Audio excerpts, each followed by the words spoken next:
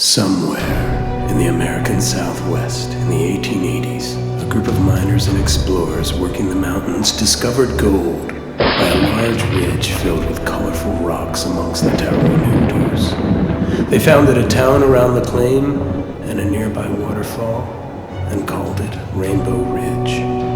The town eventually grew and prospered, and a large mining operation was built.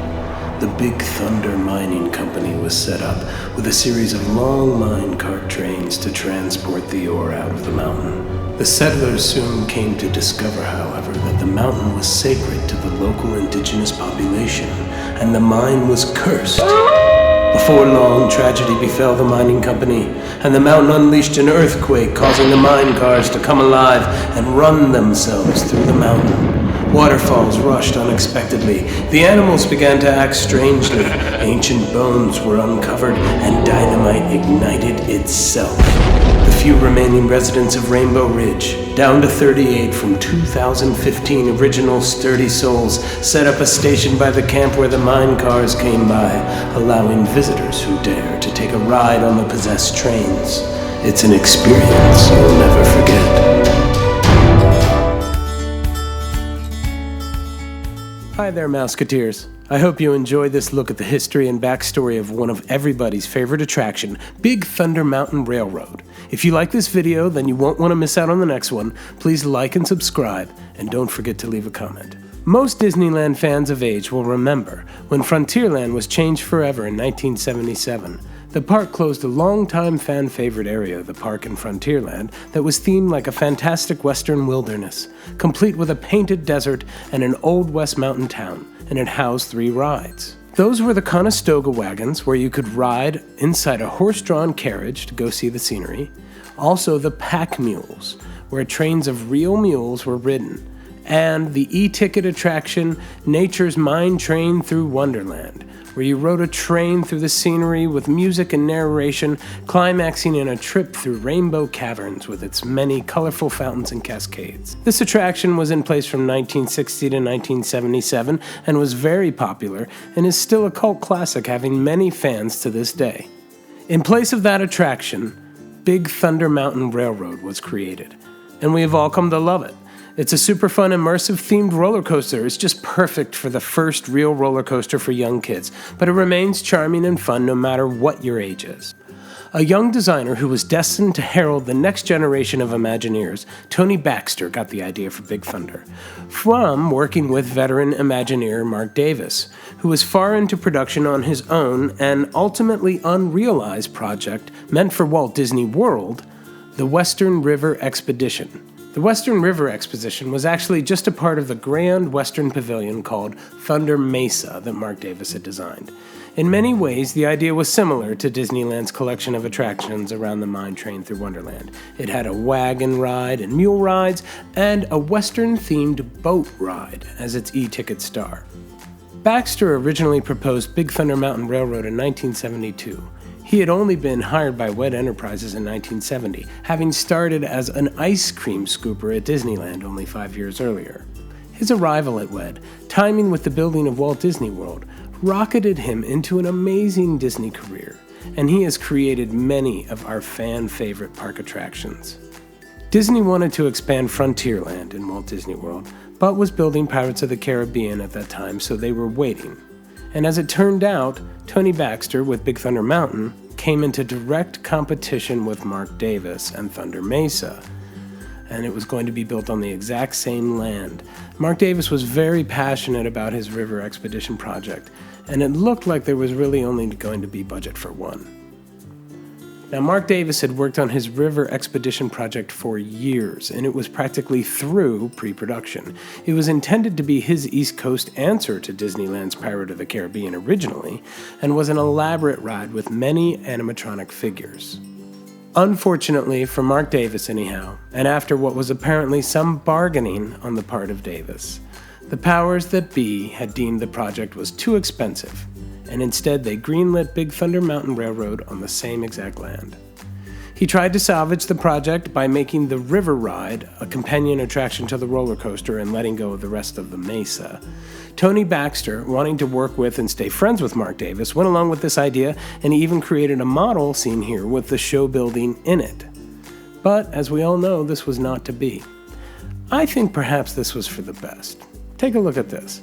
While Mark Davis had some nice elements to his attractions, the poor representation of Native Americans and seemingly racist tropes in the ride would not have stood the test of time.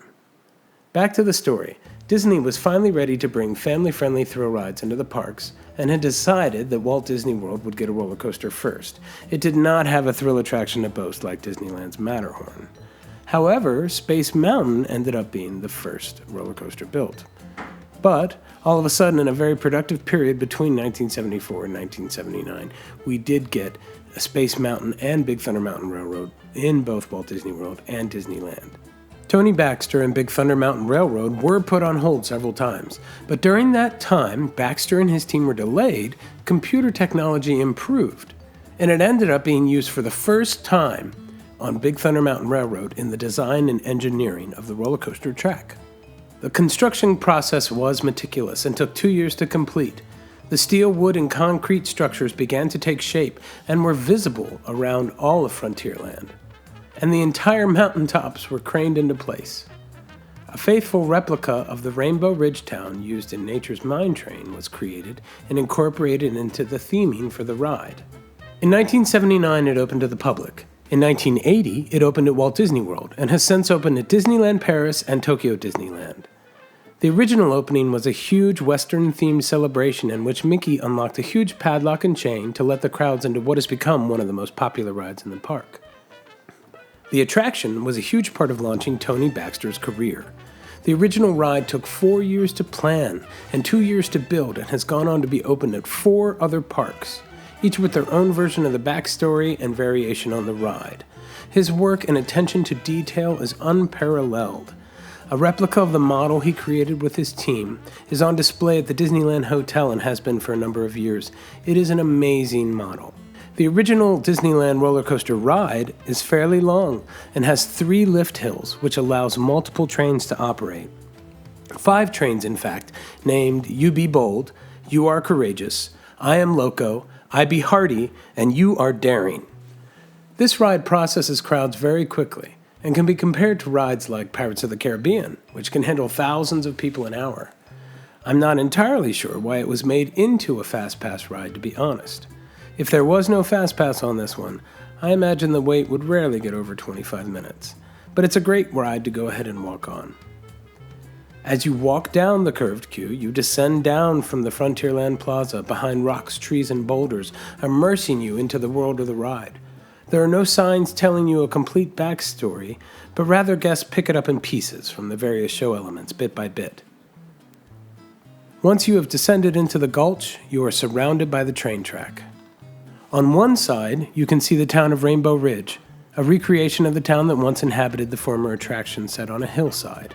In scaled, forced perspective, similar to Main Street, USA, this town is alive with sounds and sights.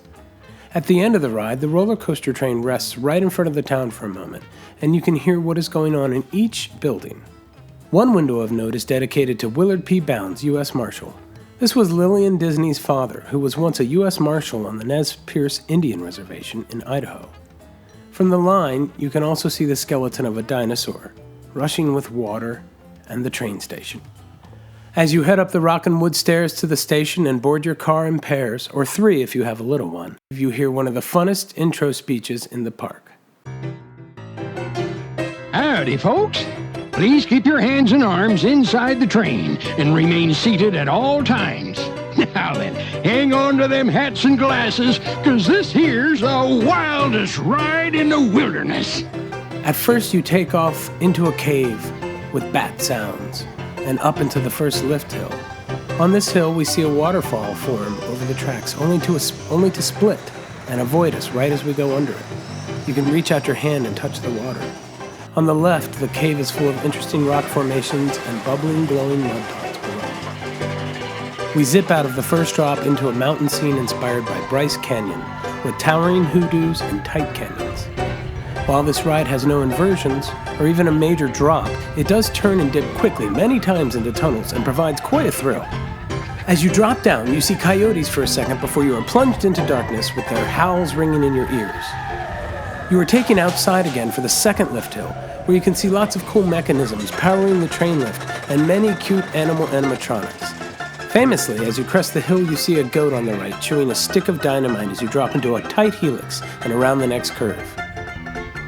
The final lift hill is enclosed and is different than it once was. Originally, the walls had rocks that would quiver and quake. They moved quite violently until a minor guest injury toned that down significantly. After a major overhaul completed in 2014, it was changed to what we have today, which is really an exciting climax. As you work your way up the hill, you see a hurricane lantern has broken, and the flames ignite a fuse, and you see that travel all the way up the hill with you, to where, of course, a large pile of dynamite is sitting right over the big drop. Explosions of smoke and some really clever projection mapping make this effect stand out from the rest of the ride. Also worth noting, in 2014 during the extended refurbishment, 75% of the track was replaced, along with the trains and much of the structure and the town of Rainbow Ridge. Disney wisely decided not to make any other major changes to the ride at this time. Big Thunder has some really fun facts that go along with it. For one, a study was done in 2016 suggesting that if you want to pass a kidney stone, come ride Big Thunder. A scientist, with Disney's permission, rode the ride several times with a 3D model of a kidney, and 70% of the time, the kidney stone passed. Interesting when this is compared to only 5% of the time when riding the Matterhorn. The backstory of Big Thunder Mountain Railroad changes slightly in the different parks. The Orlando version is more detailed and even names a founder of Big Thunder Mining Company, one Barnabas T. Bullion, a villainous-type character who continues to dig more mine shafts even though the mountain has risen up against him in protest. This is Tony Baxter as Barnabas in the art. The story in Disneyland Paris goes even further, linking the railroad's backstory with that of the Phantom Manor, which is Disneyland Paris's haunted mansion. That version is particularly cool, as a roller coaster exists on an island in the middle of the rivers of the Far West, it's called, and the coaster shoots through a tunnel under the river to get through. But for those of us here at the Disneyland Beat, nothing will ever touch the original where the mold was cast. Open at Disneyland for 40 years, Big Thunder Mountain Railroad is one of Disneyland's finest attractions and one of the funnest experiences in the parks. My question to all of you out there is, what is your favorite Big Thunder Mountain Railroad memory? Please let us know in the comments. I hope you have enjoyed this video. Please consider liking and subscribing to stay in touch with the Disneyland Beat. We'll see you real soon, Masketeers.